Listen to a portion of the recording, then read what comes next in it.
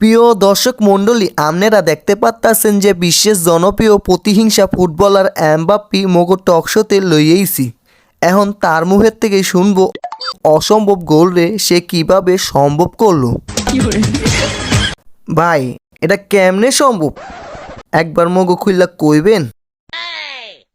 সত্যি করে বলতে কি, এটি একটি দুর্ঘটনা ছিল। এটা আমি ইচ্ছা করে করিনি। আর নয়তো ক্যামেরাম্যান অবশ্যই ব্রাজিল সমর্থক, আর নয়তো আর্জেন্টিনার সমর্থক ছিল। সেই জন্যই আমাকে ফাঁসানোর চেষ্টা করছে, কারণ এটা তো ম্যারাডোনার ক্ষেত্রেও ছিল। তখন কেন ভিডিও করলো না? আমনে তো গেছেন গা আরেক লাইনে। ভুলভাল বোঝান মগো, মোরা ডিজিটাল বাংলাদেশের লোক। তাহলে আমনে গো চোখ দিয়েই দেখেন হালাই কামড়া করলো কি।